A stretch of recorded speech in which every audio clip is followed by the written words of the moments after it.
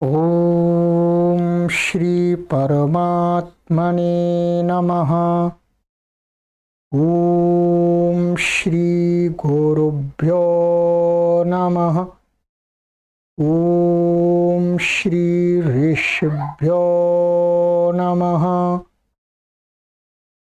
ओम असतो मा सद्गमय तमसो मा ज्योतिर्गमय मृत्योर्मामृतंगमय। ओम शांति शांति शांति। सभी को सादर नमस्ते। देववाणी संस्कृतम यूट्यूब चैनल में आप सभी धर्म प्रेमी सज्जनों का हार्दिक अभिनंदन है। मित्रों, विशुद्ध रामायण कथा की श्रृंखला में आज हम 21वीं कक्षा को पढ़ेंगे। बालकांड चल रहा है और 17 सर्ग हमने पढ़ लिए हैं। आज हम 18वां सर्ग पढ़ेंगे। प्लेलिस्ट में कॉलम बना दिया गया है विशुद्ध रामायण कथा, उसमें सभी कक्षाएं आप अपने समय की अनुकूलता से कभी भी देख सकते हैं। ठीक है, चलिएगा। और ये पिछले कक्षा में मैंने आपको ये पढ़ाया था, विश्वामित्र द्वारा राम को अस्त्रों का दान दिया था। अस्त्र दिए थे उन्होंने बहुत सारे, ये हमने विस्तार से चर्चा कर ली थी। अब उसके बाद में जो जिस आश्रम में वो रुके हुए थे उससे आगे अब जाते हैं। ठीक है, उससे आगे की घटना आगे के 18 सर्ग 18वें सर्ग में महर्षि वाल्मीकि ने वर्णित की है। यहाँ विवरण दिया है। तो यहाँ मुख्य रूप से सिद्धाश्रम, एक सिद्धाश्रम है, उसके विषय में बताएंगे। सिद्धाश्रम में पहुंच जाएंगे। ठीक है, आज चलिएगा देखते हैं। तो विश्वामित्र जी और लक्ष्मण जी और राम जी निरंतर चलते ही जा रहे हैं। तो कहते हैं महर्षि वाल्मीकि, गच्छन्नेव च काकुत्स्थे विश्वामित्रमथाब्रवीत् किमेतन्मेघसङ्काशं पर्वतस्याविदूरतः। यहाँ ये गलत लिखा है, इसको सही कर लीजिएगा। ठीक है, ये संकाश नहीं होना चाहिए। किमेतन्मेघसकाशं पर्वतस्याविदूरतः। तो कहते हैं चलते चलते श्री राम ने विश्वामित्र जी से पूछा, मुने, पर्वत के समीप जो काला मेघ सा दिखाई पड़ता है वह क्या है? तो चल रहे थे, ठीक है, जो ताटका वन था उससे अब यात्रा चालू हो गई थी उनकी। तो चलते चलते उनको आगे राम जी को कोई पर्वत दिखा होगा, बड़ा काला काला सा। तो वह क्या है, ये उन्होंने भगवान श्री राम जी ने विश्वामित्र जी को पूछा। वृक्षखंडमितो भाति परम कौतूहलं हि मे दर्शनीयं मृगाकीर्णं मनोहरमतीव च। यहां से वह वृक्षों का झुंड सा प्रतीत होता है, उसे देखकर मुझे बड़ा कुतूहल हो रहा है। वह अनेक वन पशुओं से युक्त दर्शनीय और मनोहर सा जान पड़ता है। वो स्थान है तो पर्वत के समीप में, जो सिद्धाश्रम है पर्वत के समीप बना हुआ है, पर्वत के किनारे नीचे तलहटी में बना होगा। ठीक है, तो कहते हैं ऐसा लग रहा है, विश्वामित्र जी से राम जी कह रहे हैं। और आगे कहते हैं, नाना प्रकारैः शकुनैर् वल्गुणादैरलङ्कृतं निःसृताः स्मा मुनिश्रेष्ठा कांताराद्रोहमर्षः महर्षणात्। ठीक है, तो कहते हैं यह स्थान मधुर शब्द करने वाले पक्षियों से निनादित हो रहा है। ऐसा प्रतीत ऐसा लगता है अब हम भयंकर एवं रोमांचकारी वन से पार हो गए हैं। ठीक है, चलिएगा आइएगा आगे। संप्राप्ता यत्र ते पापा ब्रह्मज्ञा दुष्टचारिणः कवयज्ञस्य विघ्नाय दुरात्मानो महामुने। राम जी कहते हैं हे महामुने, विश्वामित्र जी को, हे मुनि, क्या हम लोग आपके आश्रम पर पहुंच गए हैं जहां दुराचारी ब्रह्म हत्यारे राक्षस आपके यज्ञों में विघ्न किया करते हैं? ठीक है, वो पूछ रहे हैं कि यही सिद्धाश्रम ही आपका आश्रम है क्या, यहाँ पर आप यज्ञ आदि करते हैं और जो राक्षस लोग हैं, ठीक है, वो आपको परेशान करते हैं। ठीक है, अपने मस्तिष्क में ऐसा संस्कार आपको बना लेना है, सत्य संस्कार, सही संस्कार, कि राक्षस कोई मनुष्य से इतर योनि नहीं है, मनुष्य के ही एक कैटेगरी है, गलत कर्म करने वाले राक्षस। ठीक है, उनको राक्षस कहा जाता था प्राचीन काल में। धीरे धीरे वो एक समूह का ही नाम बन गया है। ठीक है, तो और वर्तमान में अब वो भी समाप्त हो गया है। ठीक है, अब राक्षस किसी को बोलते नहीं है, आप कहीं कहीं थोड़ा बहुत कुछ लोग लगाते भी हैं अपने पीछे राक्षस। ठीक है, पर वो उतना प्रचलन में नहीं है। वस्तुतः राक्षस का अर्थ है दुष्ट प्रवृत्ति वाले कोई भी लोग, मनुष्य। ठीक है, तो टीवी में आपने देखा है कि राक्षस बड़े बड़े सींगों वाले होते हैं इत्यादि। आपने मन में धारणा बना ली तो उस धारणा को आज ही नष्ट कर दीजिए। कोई बड़े बड़े सींगों वाले राक्षस नहीं होते, वो तो पशु होते हैं सींगों वाले। ठीक है, और कहते हैं कि अथ तस्या प्रमेयस्या तद्वनं परिपृच्छतः विश्वामित्रो महातेजा व्याख्यातो मपचक्रमे। अद्वितीय राम के उस वन के संबंध में पूछने पर विश्वामित्र जी बोले। तो क्या है, जो राम है, भगवान राम ने उनको पूछा उस वन के विषय में विश्वामित्र जी को, तो आप विश्वामित्र जी उत्तर दे रहे हैं। तो आइएगा महर्षि वाल्मीकि जी क्या कहते हैं उत्तर में।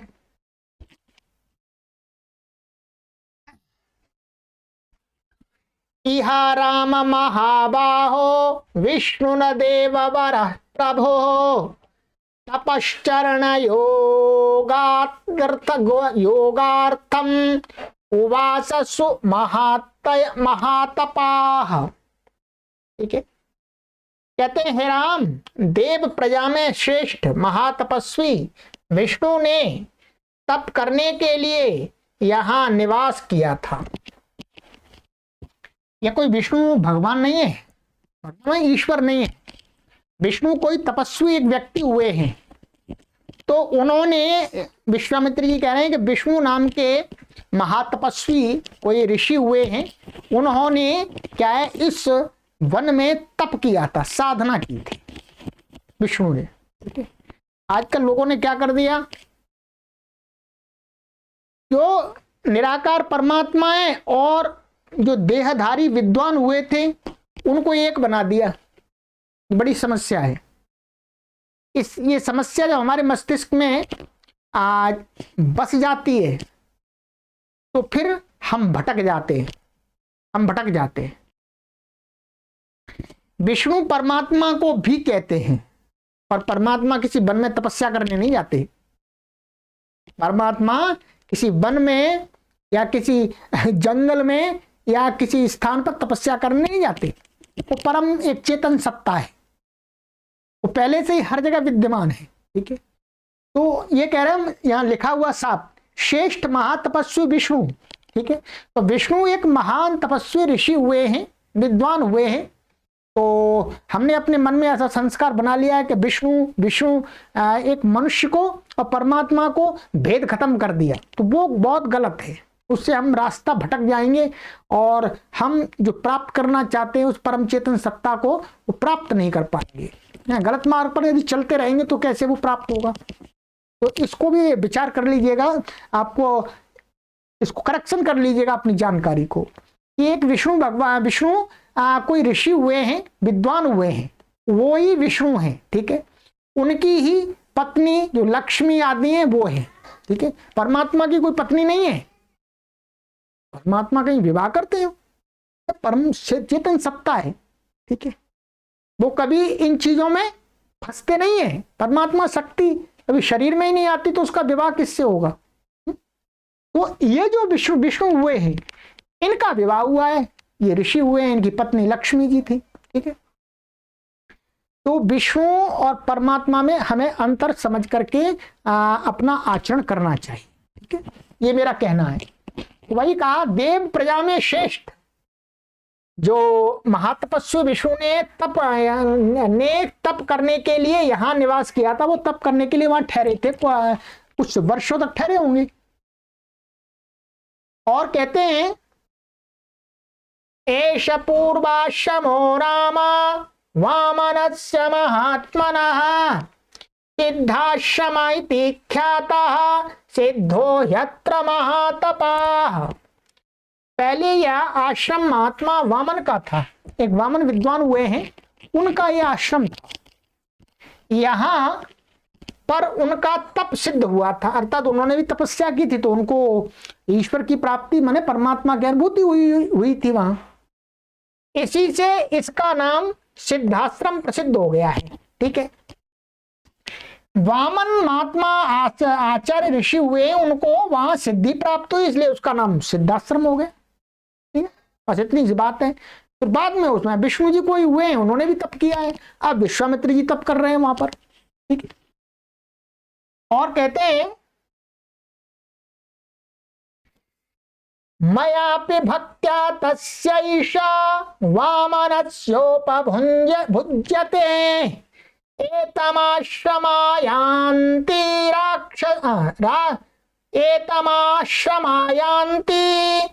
राक्षसा विघ्नकारिणः।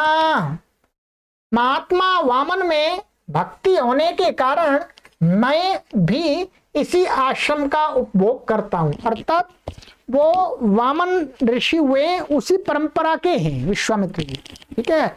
उनमें भक्ति का मतलब उन्हीं की परंपरा को फॉलो करना, ठीक है। इसलिए वो भी उन्हीं के आश्रम में तप करते हैं। इसी आश्रम में आकर राक्षस लोग उपद्रव किया करते हैं, मुझे परेशान करते हैं, विश्वामित्र जी कह रहे हैं।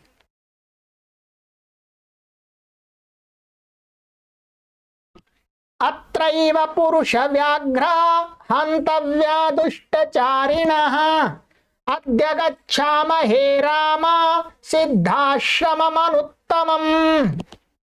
हे पुरुष सिंह, इसी आश्रम में उन दुराचारियों का वध करना होगा आपको। हे राम, आज हम उसी उत्तम सिद्धाश्रम को चलते हैं, अर्थात वो जा रहे हैं, दूर से दिख रहा था, पास में आने वाले हैं, तो उसके विषय में बता रहा, हमने पूछा था तो उन्होंने बता दिया चलते चलते। और कहते हैं, तदाश्रम पदम ताता तवाप्येतदद्य यथा मम इत्युक्त्वा परम प्रीतो गृह्य रामं सलक्ष्मणम्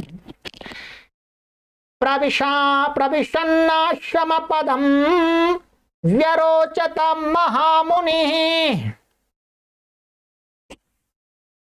और कहते हैं, हे वत्स, यह आश्रम जैसा मेरा है वैसा ही तुम्हारा भी है, क्योंकि अब तुम मेरे साथ आए, तुम्हारा भी आश्रम है, ठीक है। यह कहा राम लक्ष्मण को साथ लेकर आश्रम में प्रविष्ट होते हुए विश्वामित्र अत्यंत शोभित हुए, मतलब उनको बहुत अच्छा लगा। आज 2 शिष्यों को लेकर के आए हैं अपने रक्षा के लिए और वो भी राजा दशरथ के पुत्र हैं, सामान्य नहीं है। और कहते हैं तम दृष्ट्वा मुनयः सर्वे सिद्धाश्रम निवासिनः उत्पत्त्योपत्तत्पत्त्या सहसा विश्वामित्रमपूजयन्। विश्वामित्र जी को देख सिद्धाश्रम वासियों ने उठकर उनका स्वागत किया। तो वहां और भी लोग रहते हैं उनके आश्रम में, तो वो आए तो भाई कहीं गुरुजी आगे खड़े हो जाओ, तो स्वागत किया उनका, ठीक है, करते ही है। और कहते हैं यथारहं चक्रिरे पूजां विश्वामित्राय धीमते तथैव राजपुत्राभ्याम अकुर्वन्न तिथि क्रियाम। जिस प्रकार आश्रम वासियों ने विश्वामित्र का सम्मान किया, उसी प्रकार उन्होंने राजकुमारों का भी आतिथ्य सत्कार किया। राम जी और लक्ष्मण जी उनके साथ आए तो उनको भी सत्कार किया। भाई ये भी तो गुरु जी के साथ गुरु जी के शिष्य आए हैं तो उनका भी सत्कार किया उन्होंने, ठीक है। और कहते हैं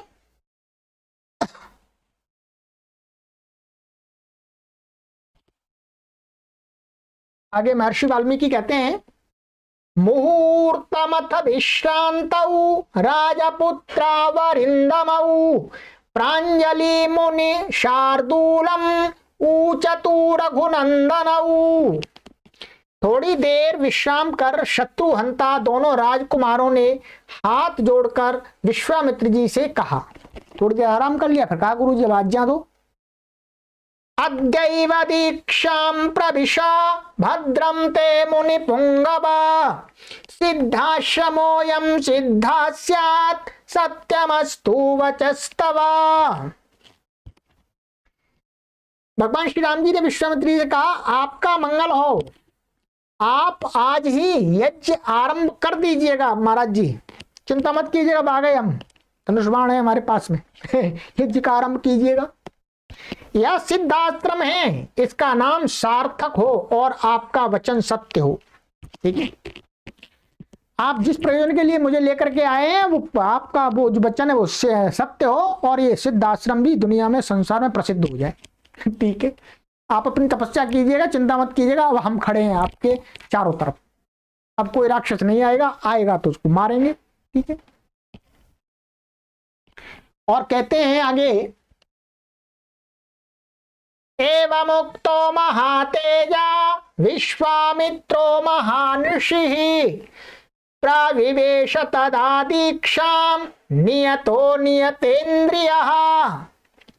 यह सुन महातेजस्वी ऋषिवर विश्वामित्र ने नियम पूर्वक जितेंद्रिय हो दीक्षा में प्रवेश किया, ठीक है। अब विश्वामित्र जी ने अब एकदम निस्सवन, अर्थात अब वो एकदम भय से रहित हो गए, माने अब उनको कोई चिंता मुक्त हो गए। जब आराम से मैं अपनी तपस्या करूंगा, अब कोई झंझट नहीं है, आएंगे तो ये राम लक्ष्मण देख लेंगे आराम से, मैंने इनको अस्त्र शस्त्र भी दे दिए हैं, सब कुछ बता ही दिया है, ठीक है। तो उन्होंने अपना नियम पूर्वक जो भी होता है आचमन आदि करके, स्नान आदि करके और अपना जप तप में वो लग गए विश्वामित्र जी, ठीक है। और यज्ञ का आरंभ कर दिया, ओम स्वाहा ओम स्वाहा, तो भी मंत्र और बोलते होंगे। कुमारावपितां रात्रिम उषित्वा समाहितौ प्रभात काले चोत्थाय पूर्वां संध्यामुपास्य च प्रशुचि परमं जाप्यं समाप्य नियमेन च हुताग्निहोत्रमासीनं विश्वामित्रमवन्दताम्। और कहते हैं महर्षि वाल्मीकि जी, फिर क्या हुआ, दोनों कुमारों ने सावधानता पूर्वक रात्रि व्यतीत की। तो पहली रात है, पहली रात भी उतनी जानकारी तो नहीं है आश्रम में, सावधानता पूर्वक प्रातः होते ही दोनों राजकुमारों ने उठकर संध्या की। देखिए भगवान श्री राम और लक्ष्मण क्या करते थे, संध्या करते थे। क्या ऊपर लिखा हुआ है, प्रातः काले चोत्थाय पूर्वाम संध्याम उपास्य। अब राम जी के भक्त संध्या करते हैं अथवा नहीं करते? जब भगवान राम जी करते तो संध्या तो करनी चाहिए भाई। भाई इतना तो कर ही सकते हैं, संध्या करने में पैसे नहीं लगते। भगवान श्री राम जी संध्या करते थे, भाई वो हमारे आदर्श हैं, महापुरुष हैं, तो हमको भी संध्या करनी चाहिए, ठीक है। और बहुत सारे लोग कहेंगे गुरुजी अब संध्या कहां से करेंगे, संध्या तो आती नहीं है। तो मैंने YouTube चैनल पर आपको पूरी संध्या का कोर्स बना दिया है, स्मार्ट बोर्ड पर मंत्रों का उच्चारण सिखा दिया है, विधि बता दी है और सरल विधि बता दी है। तो अब संध्या तो आप कर ही सकते हैं, कर ही सकते हैं। भगवान श्री राम जी का जो आचरण, श्रेष्ठ आचरण है, वो प्रतिदिन संध्या करते हैं, ठीक है, संध्या वंदन करते हैं, उस परमपिता परमेश्वर का धन्यवाद करते हैं, उसके गुणों का चिंतन करते हैं, उनके गुणों का चिंतन करते हैं। ठीक है जी, समझ में आ रही है बात? ये क्या कह रहे हैं महर्षि वाल्मीकि जी कि भगवान श्री राम जी उस परम राम का ध्यान करते हैं संध्या के माध्यम से।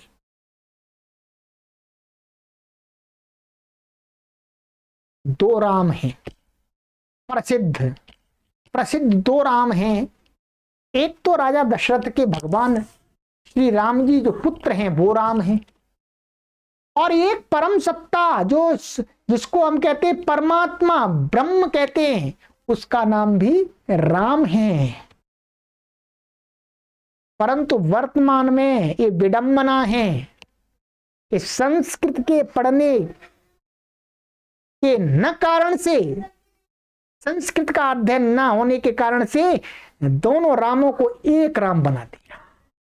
नहीं भाई, दशरथ के पुत्र श्री राम अलग हैं और राम एक जो परम सत्ता को कहने वाला शब्द है वो अलग है।